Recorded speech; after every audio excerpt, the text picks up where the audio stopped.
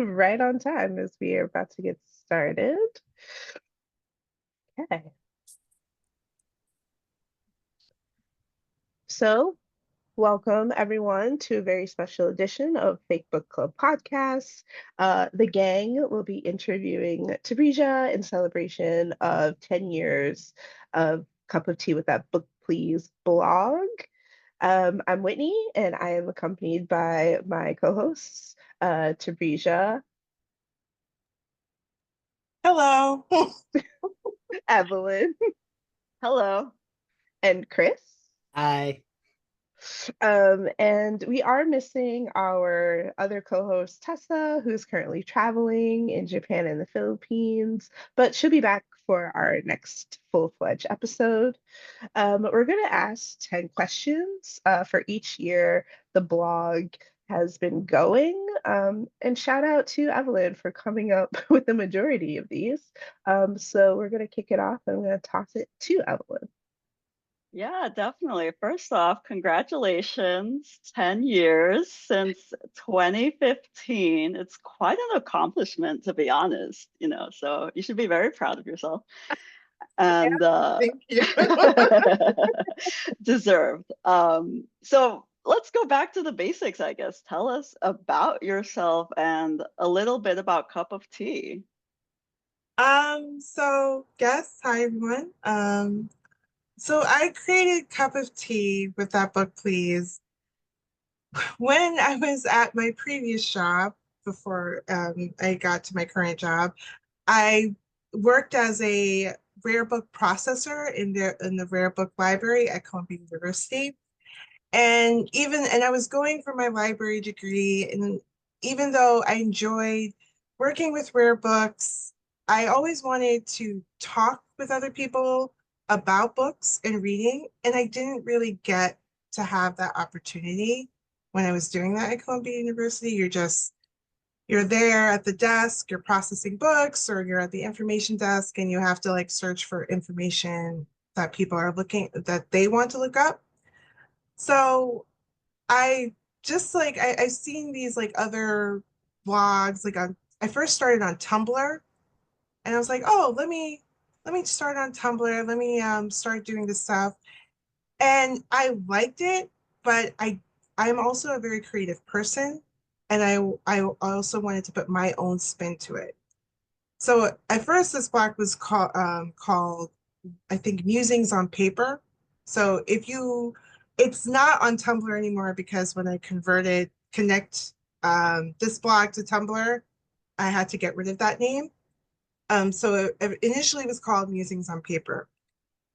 So when I signed up for WordPress, I think I was having a cup of tea next to me and a book.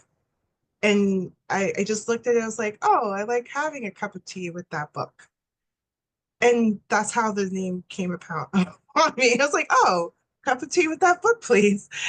Yeah, that's how initially I started. I just wanted to create a blog for like it was really for myself, so I would be able to talk about books with other people, but then also putting out to the world of the variety of different books at the time, because this was like pre TikTok and Instagram was popular, but it was like, in it was popular, but it was still in that, hey, let me take a picture of my food and share it to the world kind of thing. And Bookstagram was like starting to like grow and grow. So I kind of just wanted to have that kind of place. Like I love talking about books, and I just wanted to create a space for that.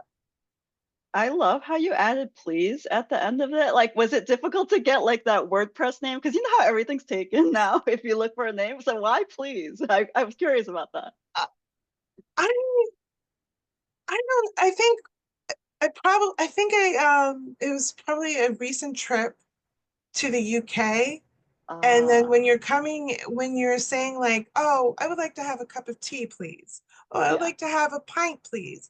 They're they may not seem to be polite, but they are polite. They just might have like a little rudeness inside of it, but they will be polite. So I think I came back from a recent trip, and that please, please came along with it. So just saying like cup of tea with that book, please. It just made it a little bit more sense and just flowed a little bit better.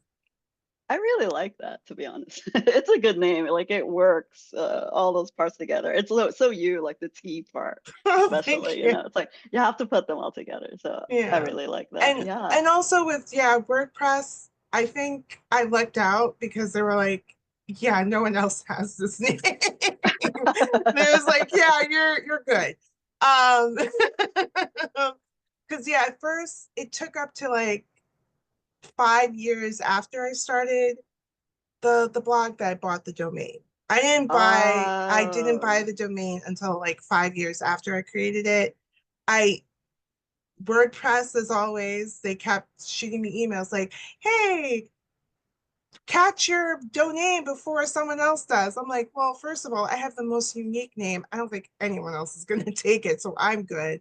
But then as time grew on and I was growing it, I was like, okay, now is the time to buy the domain. So even if someone tries to take it, I have something that I can call my own.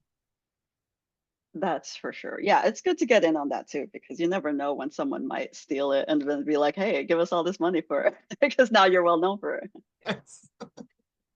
I guess you touched a little on this, on your main motivation for starting the blog, because you wanted to share your love of books and you wanted like creative outlet for it. So, what would you say currently motivates you to continue? So you have this like longevity of 10 years. Like, what is it that keeps you going?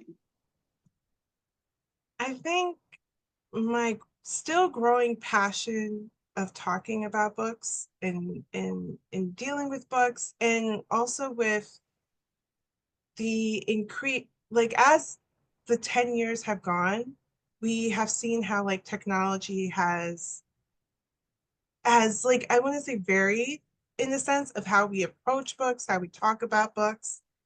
And there was always like the sense like, oh, am I going to still be able to like push it on and keep doing it? And I think my passion of being a book lover and also combined with my current job as being a librarian, and it really just pushes me to make sure that I'm creating great content, not only for people who subscribe to my blog, but for myself. Because I always like try to think of like, what would I like to read? What would I like to see that's out there? What am I'm looking for? Because we're always like that type of person, like you're looking for that specific book, but you don't know like the search terms or how to go about it. And I try to create those kind of things to make sure like, oh, hey, maybe you're looking for a mystery that hasn't played that not played but not as popular compared to like the guest list by Lucy Foley. You're looking for that, one unique kind of title, and that's something like, and that's like something I always usually do. So I think that's what really motivates me, to make sure that every person, and including myself, is able to find that one book that maybe they'll change their life. That would be great. Or just entertain them for a couple of hours as well. For sure. I've certainly gotten some great recommendations from you over the years. Jigsaw Man comes to mind. I know you especially push Nadine Matheson as one of the authors. And, Hi, you know, Nadine. Hopefully you listen. yes, definitely. Shout out to Nadine. Yeah, that's definitely a great recommendation. And I love that series. Okay, speaking of authors we love, how about this next question is kind of like a little bit of a fantasy going on. Who is your dream author, living or dead, you would like to interview that is not Jane Austen? That's not fair. I know, I had to put that in because we would all know the answer if we just said it straight out without that exception. Oh, when I saw this question, I was like, that's not fair. And and we're doing this podcast live, and my friend Rose, she's laughing too. Because she knows that my answer would be Jane Austen. I guess you can't say it, but I mean, maybe if you want, if you No, have a specific question for Jane. no. I think I would be too intimidated with Jane, but I think I also we would just have like she's so witty and humorous. We would just be laughing all the time. I don't even think I would have a proper interview with her. Your new best But friend. yeah, exactly. But when I saw this question, there was another author that did come to mind that was not Jane Austen, and that is Jojo Moyes. Oh, So interesting.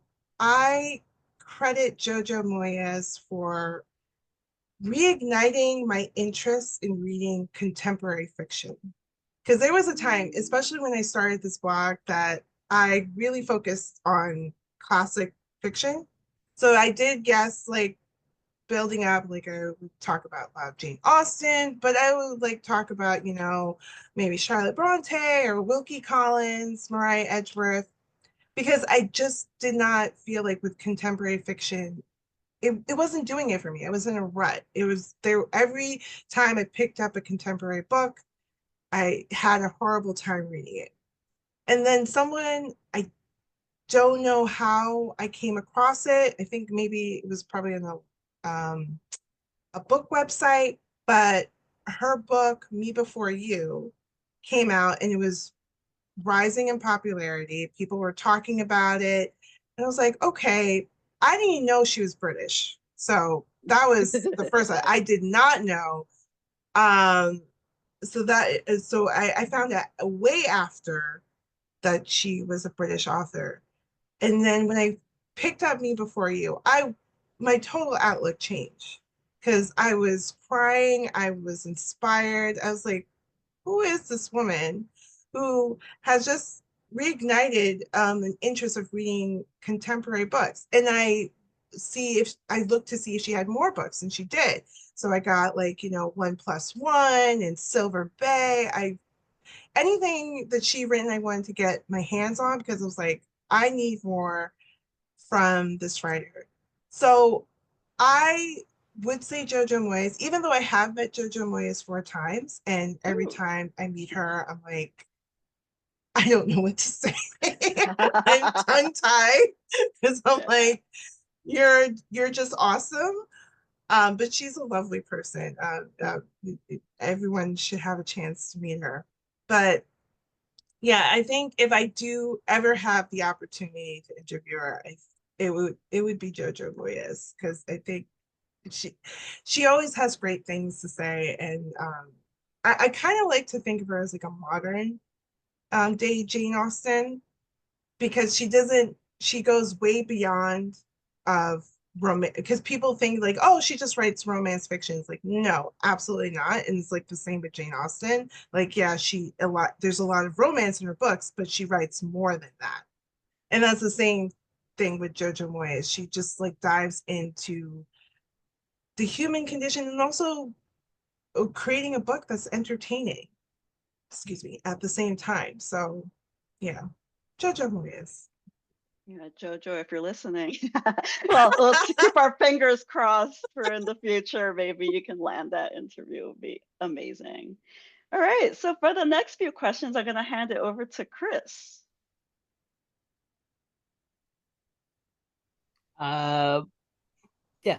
So there's an extra part of that question that you missed, Evelyn, which was a Oh, question from yes. the audience. What do you think is that it is that keeps people coming back to Jane Austen, to reading her works, discussing them, readapting them? Um, I think it's like what I said before. It's like her books, Austen's books, are more than just romance. They are entertainment, they're comfort reads, and then also they give you a chance to examine life during that time. Whether if Austen is talking about like, the conflict that is happening during the 18th century, but I think it's like what people keeps going back to her is because they find the comfort in her wit, in her humor, and they manage to connect something, even though she written it over 200 years ago. We still find something in it that can tie it to the 21st century. And that's what just like a lot of people just keep going back to her works, because there's no other her books are are not like any others. Like you can say like, oh, and rightly so, you can say, oh, I like Bronte, like I prefer the Bronte sisters, or I prefer Mariah Edgeworth or Anne Radcliffe, and that is wonderful. Please support all those authors. But something about Jane Austen is that she managed to capture. She was very witty and a talented writer at such a young age, and you don't really see that in a lot of writers at the time. Probably the only writer that I can think of that probably matches that is Mary Shelley, because I mean she managed to write Frankenstein in one night and she was 18. And I'm still amazed by that. But yeah, I think with Jane Austen, it just like I know for me, I feel I can I feel comforted, and I feel like the world is okay, can be okay. Even though like especially now the world just seems like shit at the moment. You can feel comfort in reading Jane Austen because she has just so many lessons, and it just makes you laugh a little at yourself, even though you probably like if you feel that the world around you is like coming tumbling down. Right on. Just gives a nice, comforting read to those who enjoy Jane Austen. Personally, I prefer her over Bronte, but that's a different topic altogether. Yeah, But okay. moving to the next question, though, do you have a favorite blog post or one that you're particularly proud of? Yeah, I had to go back in my analytics, because it's my Google Analytics, because WordPress it gives you the top blogs per year, but you gotta like you have to dive really deep in. But I think one I'm very proud of is the one that I talk about, and it's titled "My Race Does Not Define My Reading." And that was a very personal blog post that I wrote, because I talked about how as a kid I was bullied based on the books that I read, bullied from classmates and also criticized by teachers, even though I was reading at a higher level compared to a lot of the students in my class. And I just really dived into like how the facts like I try to read broadly regardless of race.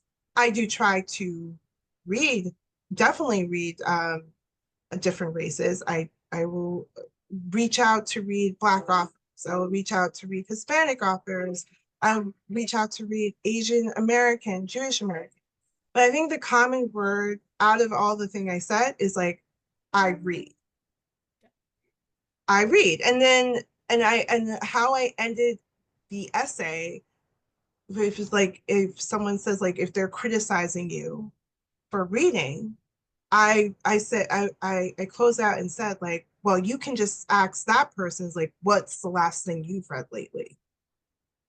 Because I feel like people who try to criticize like everything that you're reading, they are finding criticism within themselves, that there's something that they don't like within themselves, and they're pointing it back to you.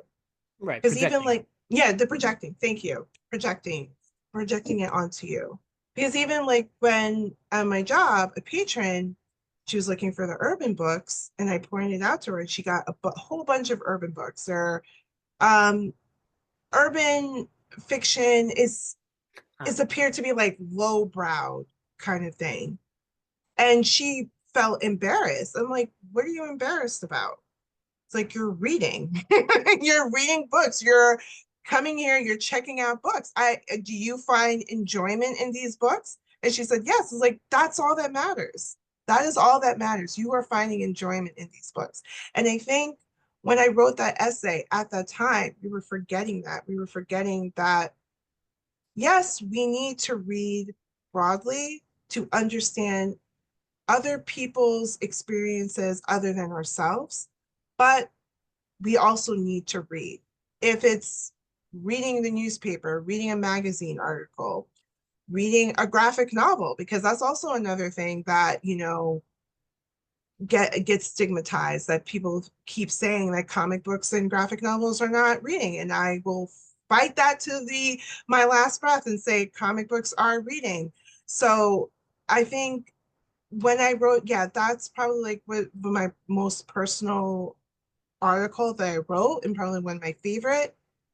Yeah, Yeah, I mean, even just now recalling it, you feel it sounds like you still feel very yeah. passionately about it. So I'd say so. There's nothing wrong with that. But besides this blog post that you were proud of, has there been another aspect of book blogging itself that has been your favorite? Like getting free arcs, making connections with other bloggers, meeting authors, which you've kind of touched on a little bit. But yeah, is there anything that you particularly have a favorite of? Um, I mean, getting free arcs is a lot of fun. Yeah, I missed that from Barnes and Noble. Yeah, it is a lot of fun. Um, and it can be, but then also you just have to find ways to get rid of them because you get so many. But I would have to say my favorite thing about book blogging is creating content, like creating different book recommendations, creating lists. I always been a fan of creating like lovely images. At the time when I created this blog, I had to use Google Drawing to, yeah, it's not a lot of people know about Google Drawing, and probably rightly so. It's not that great. So thank you, Canva. There you Thank go. you, Canva, for your creation. We adore you all. So yeah, but I always, even though I did have to use Google Drawing, I really like creating that kind of content, creating images to go along with that, and then creating the content itself, like searching through websites for book recommendations, going to the back of my mind for book recommendations or unique lists, like when I was looking to see like which one was like the most popular list that I created. I created a list, like if you enjoyed Bridgerton and you want to Mm. look behind this history during that in the Regency, oh, here's some nonfiction books. And I dived into that, and also like 20 underrated mysteries that you should definitely try out. So I think that is my favorite thing about book blogging. It is creating content and book lists and recommendations for other people to see, because I just have a lot of fun creating that and just discovering new books, not only for my readers but for myself as well, because I will, if I'm looking for something, a specific topic, I will probably bookmark it on my story graph. It's like, oh, I want to read this because I never encountered this book before. All right, right on. I mean, going into that, from all the lists that you've made, all the research you've done over the past 10 years, what has been the most significant change you've observed regarding the book industry itself? Yeah, I saw this question. Ah, well, I would say what has changed in the book industry? I mean, you could even keep it simple, like what trends have you noticed more than any, stuff like that. I Has there mean, yeah, I've seen a lot of trends. I would say like, well, I would say that for the book industry, they will latch on to a genre that's trending, and they'll keep with it until people get tired of it Yeah. and forget about it altogether. I've seen that with the dystopian genre, because there was like when the Hunger Games and Divergent came out, that was what everyone could talk about. And then mystery was having like a field day. There was like a lot of mystery books. Now we're seeing romantasy. Yes. It's and it's becoming a thing. And I think sometimes people are not, it's okay to have a genre that you absolutely love and you're sticking with, but it's going back to like, taking the time to expand your horizons because, and this is coming from someone who loves mysteries. I love mysteries and thrillers. I will read it all the time, but I also try to read, just general fiction as well. And I've been trying to read, I will throw in a romance in there as well. Sci-fi, that's Yeah, we know sci-fi fantasy. Yeah. yeah, fantasy. I can read fantasy, but sci-fi, if it's like, Star Wars, Star Trek sci-fi, I'm like, no, this is so horrible. I don't know what's going on. Or Just get time lost. travel, like that Paper Girls thing. I still can't get over that. Time travel, if done well, is good. True, but Saw but Whitney's face. but I think yeah, I've that's what I've seen. Like the within the book industry, and also book bloggers will tend to do this as well because they want the views and they want the likes. So they will tend to be like, oh, okay, well, I'm going to stick to this genre because this is trending and it's popular. It's like, well, no, you could do whatever you want because this is like a reflection of your reading. If that is all you read, then great. But just like, trying to do other things like because it's just like, yeah, it's a really hard kind of question to answer. And I don't know if I'm answering it. I think it's that there's I just so think you many have. things that the book industry I think for the has most part, changed. I think you have answered it for the most part. You To summarize, it's almost like it's become fast fashion. Like, Yes. yeah, Yes. And now what I'm seeing that, and I think we're seeing more of a change. I think this year we're going to see more of a change because I want to say like in the past 4 years, people like the idea of reading. It's like it was more aesthetic than actually the doing reading itself. And I think that like ties in with, book talk because not to slam any creators who are on TikTok and do book talk and stuff, but that is what I that's what I did see. Like people would like do videos of like, of like, going into an independent bookstore and stuff, or having or doing a video of going into like a beautifully decorated library and stuff. It's like, well, okay, that's great. Are you buying something from that independent bookstore? Are you borrowing for something from that beautiful library? I think we just like to have this presence of, okay, hey, I'm doing this thing, but you're not actually doing it. You're not actually supporting that place. And I think that, and I don't want to say like the book industry is, enabling it, but there kind of are in a sense. And but I'm seeing like this year, I think there's more of going back to supporting diverse authors, trying to support authors because they're seeing that these bookstores that kind of, or the book industry are taking advantage of like, book talkers, bookstagrammers.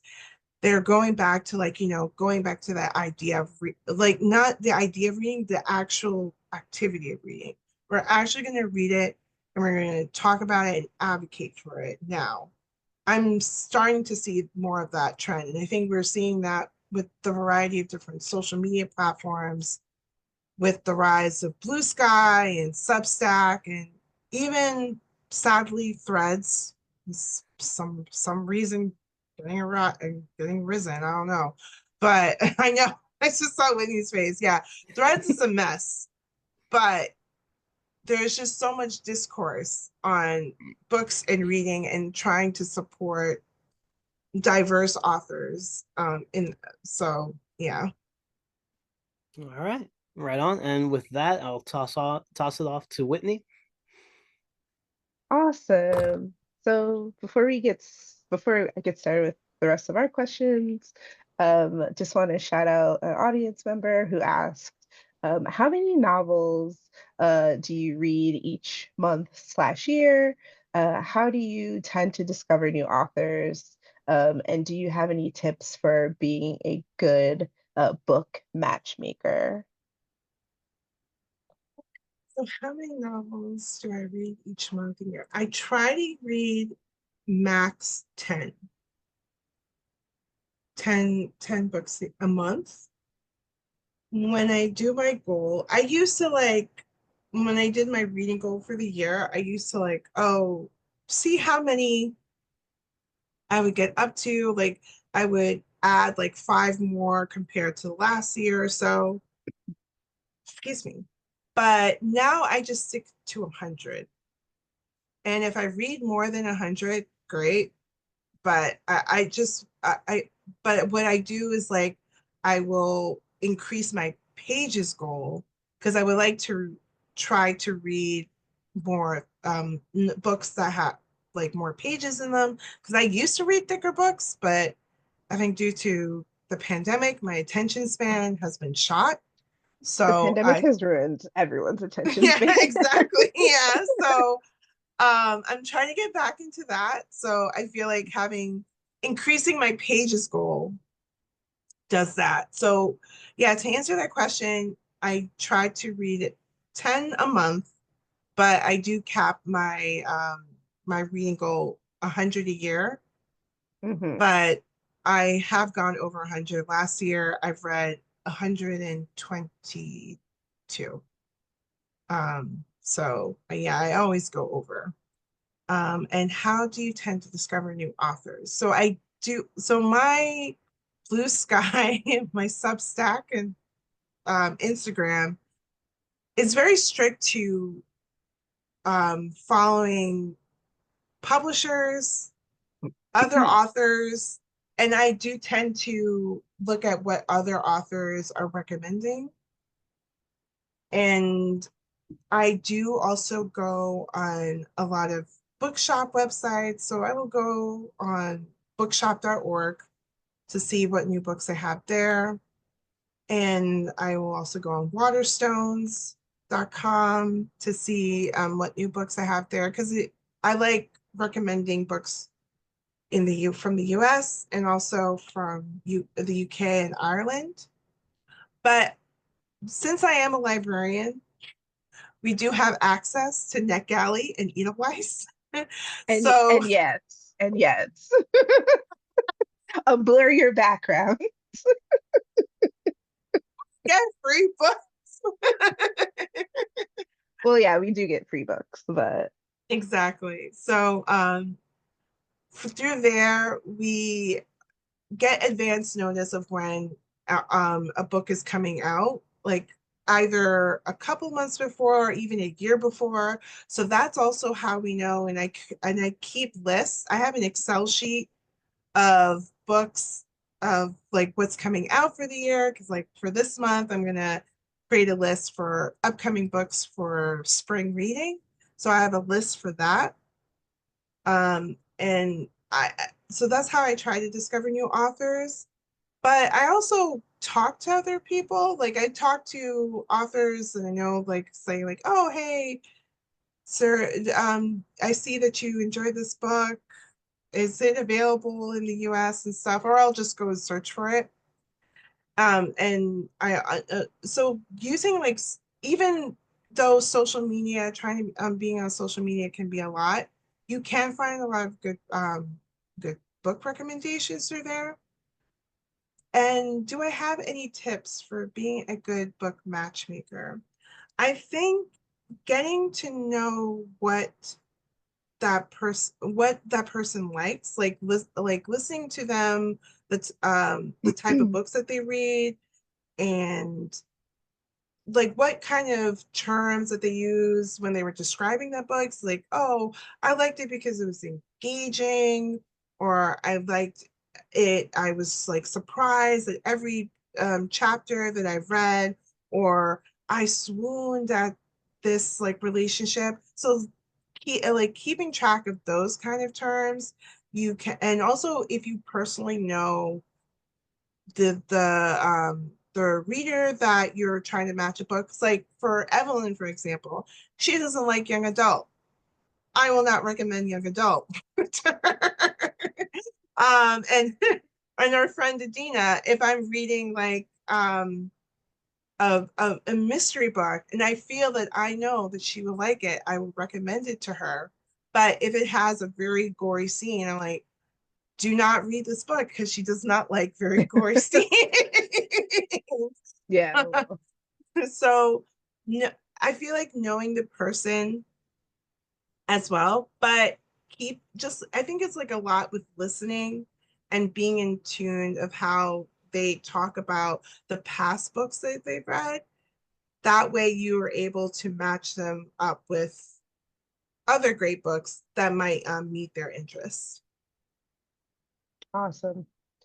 Um, so that's kind of a good segue back into our original set of questions. We are in our last few questions, but don't worry, we will get to your Jane Austen one. Um, so you love to read, clearly, obviously, 120 books a year or more. And you love to write blog posts. Have you considered following in the footsteps of your favorite authors and trying to own your hand at fiction writing or poetry writing or something similar? Yes, I have stories and I have written like part of a book. I just not have the momentum to go and pick it up. I mean, there's still time, and I've encountered many authors who have like hit their first book in their like mid 40s or stuff. So I still have time, but I have done it. I have you if you look at my blog, there's like a couple of short stories that I posted there and poems that I've written. Um, but I think even though I do love writing fiction stories, I do enjoy recommending books to other people. I find that very uplifting and and invigorating to do so. But yeah, I do. I think one day I hope that I would be able to like actually complete the story. But I've always said that when I was in high school, I wanted to be a writer, and I am now because I've continued on this for 10 years. Um, I may not have something like a published book that's in a bookstore, but I am a writer. I am writing stuff and I'm creating a lot of stuff. So part of me is like, okay, I did fulfill my dream. It may not be the thing that I was thinking when I was in high school, but I did fulfill it. It's just in a different in a variety of kind of ways. Yeah, blogging is writing. So Yeah, it is. It amongst other really things. is. So what we've talked about books, you talked about Austin and JoJo, but I very much want to know, and I'm sure the rest of us and those who will watch this later, like what is one book that you featured on your blog that everyone should read? I saw this question and then I was trying to think, and I can't What was the think. first thing that came to your mind when you saw this question? That's usually your first answer. Oddly enough, it was Emma by Jane Austen. And I think the reason why I said Emma is because it was something with a lot of, because I first read Emma when I was in high school in my 10th grade class for summer reading. And what a lot of the girls said, like, they hated her. They hated Emma. She was a spoiled brat. And they don't know why she got a happy ending. And I think it was like that stuck with me.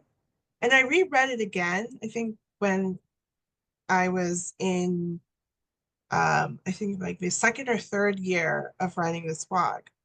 And when I reread it, I had like a newer understanding of Emma. And I was like, well, she's misguided, yes, but I think people are not don't give her a chance.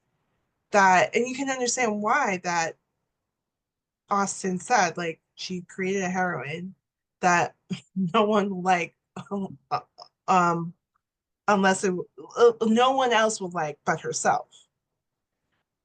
But I like Emma because she is a teenager.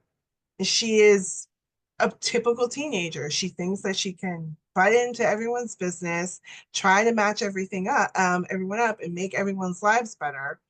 But she's also naive and closeted in the sense that she has a very close knit circle. She doesn't know much about the world. And I think she's just very misunderstood. And a lot of people don't, they just go straight into the fact like, oh, Emma's spoiled. It's like, yeah, she is spoiled, but she's also a teenager trying to find her way around the world. And it's hard to think of that way because she does end up getting married at the end of the book, but that's the 18th century. 18-year-olds got married all the time during that time. But but when I was thinking that question, that was the first book I was like, Emma. Because probably people would say, like, oh, Pride and Prejudice. Like, well, yes, read Pride and Prejudice, but Yeah. Is everyone there a loves non-Austen book that everyone should read? a non-Austen book. Oh, come on. You've had thousands. We can't have Austen as our crutch all the time. Okay. Oh my Tavisha. God. We can come back. No, We'll let no, you. I came up with another one. I came up with another one. And then there were none by Agatha Christie. Okay. Yes. Because every mystery thriller writer, every TV show, movie has done a locked room thriller, and they have taken it from And Then There Were None by Agatha Christie. And I think the original is always the best. And I think everyone should read the original to see how she did it, because I still don't know how she did it, how she created this story in such a fast pace and gives you a very creepy. I read it in the hotel room and I thought like the killer was going to barge into the room, because I didn't know how, like, where. I still don't understand how she did it. And I think you just really see her talent in that book. Mhm. So there's my non-Austen one. And Then There Were None. Okay. So for those of you who are in our audience or watch this or listen to this later, we will dive through the archives and repost and share the blogs that Tabrisha has mentioned today, just so you can kind of see the start of the blog or a little bit into her creative process. But we are going to briefly, and I mean briefly, go back to Austen with a question from Rose, who asked or is asking. You described Austen's work as comforting, which I totally agree with. What do you think makes a book, Austen or others, a source of comfort for a reader? I think it gives a reader a sense that at that moment when they start reading a couple of chapters or a couple of panels or listening to an audiobook, it gives you that chance to just turn off the rest of the world.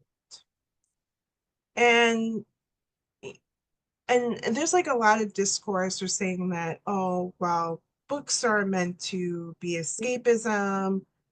or you have to like you can't completely turn off the world. And yes, I do agree, you can't completely turn off the world.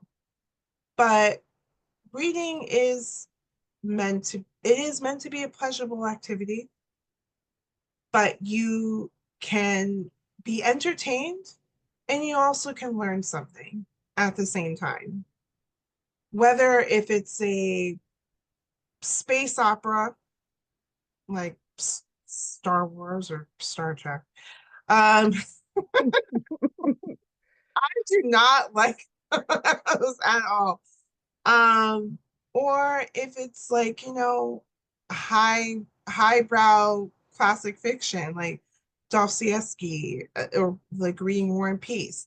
If you, it is, it, there's a reason why when there's like so much science has been proven that reading a book calms a human's mind. It just calms you and soothes you. And it's because your entire body just relaxes and you're diving into another story, into another world, and giving you a chance to explore that author's mind of what made them consider writing that book. So yeah, I think that's what I would say. It's like it just gives people a chance to, yes, shut the world off, but you're being entertained and you're learning while you're reading that book. Wonderful. So we have two more questions. Again, we had our 10 questions for 10 years plus a few extra. So our second to last question is, what advice would you give future bloggers who are looking to start a blog or those looking to start a blog? Uh, just reading Chris's comment in the chat. Uh, um, what advice would I give to bloggers? I would say to keep at it and make sure to not focus on the stats Mhm. and the views, because that could discourage you. You have to remember that there are many other blogs out there that are doing that whatever you're choosing to do, whether it's talking about books or beauty or technology, there's someone else doing it at the same time. And you're just a new and up and comer. Is going to take time for your blog to get noticed. Um, and also make sure, even though it might be difficult, blog every day. If you want to like make sure to get that attention, you should try to post every day or every other day in that sense. Like for me, I do, even though I might not have like a feature post that day, I will post a book quote on it. I have a quote of the day to get people to going. And that is fine. It could just be a simple image that you have on there. That is okay. Or maybe it's like, this is what I'm currently reading, or this is what I'm currently watching, if you want to have brief words on it. Mhm. But it's blogging is not something that is it does take work. Anything Mhm. that when anything you're creating content, it does take work. So just keep at it. Make sure that just don't let the views or the likes discourage you. And then also, because I've heard this, like a lot of people that ask me like, oh, do you make money off of it? It is very hard to make money off of a lot of things that are creative content. It is very hard. And this goes from publishing a book, from art, music. It is really, really hard. But if you are passionate about what you are creating out there, making money shouldn't be your your like your end for all. It shouldn't be, you shouldn't focus on that. Just focusing that you are putting that content out there and you're enjoying what you're putting out there. Like even if you don't have many likes on that post, if you are proud of what you just created, that is all that matters. And I think that's what people can really look forward to when you're blogging, because you're putting yourself out there, and you should be really proud of the stuff that you are creating.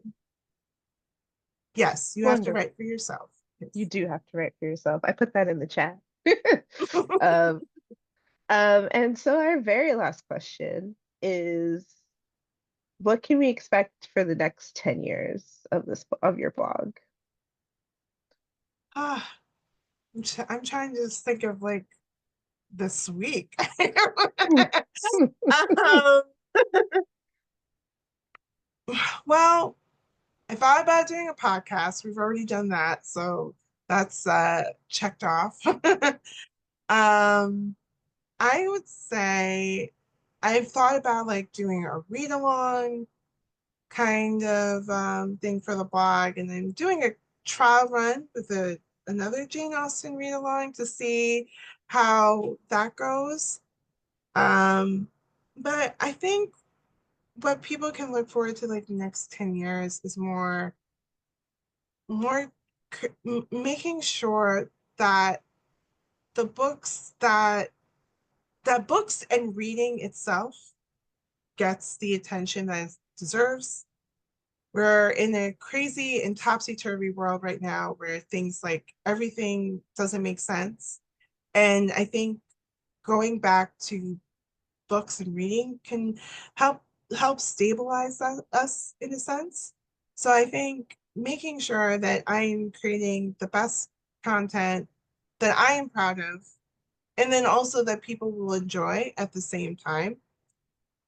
And also just coming up with new ideas that I new ideas and opportunities that I can bring to the blog. Like, we started doing author events, which I hope we can grow more in the coming years. And yeah, I think that I would say that. Well, awesome. So, I guess Chris, Evelyn, if you want to unmute, and we can kind of do one big congratulations to Tarisha on three. One, two, three.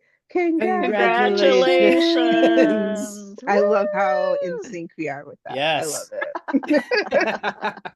it. So yeah, that's that is all she wrote. Thanks for joining. Thanks for watching in the future. Thanks for listening in the future. Be sure to follow and spread the word about Cup of Tea with That Book, please. I look forward to many more years of books, author talks, creative endeavors, and much more. And we'll be back with our regularly scheduled programming next month or at the end of this month. So again, thank you so much for coming. Congratulations again to Brisha. And And in I want to say, sorry, I want to say no, thank it's fine. you to everyone who has followed me, subscribed to my website, subscribe to my social media handles. This means so much to me that I've lasted this long. Something that there have been times that I was like, I should just give up because this is draining. But the fact that you guys continue liking my content and your kind words have meant so much to me. So thank you, everyone, for taking the time to read my website. Enjoy what I put out there, and look forward to 10 more years of more books and of course tea, because that's my favorite beverage. And yeah, thank you everyone so much. This means the world to me. Right. We'll catch you all on the next go around. And well, we'll be here a lot longer than 10 years, but catch you Yeah. all later. Thanks so much. Bye everyone. Bye. Bye. Bye.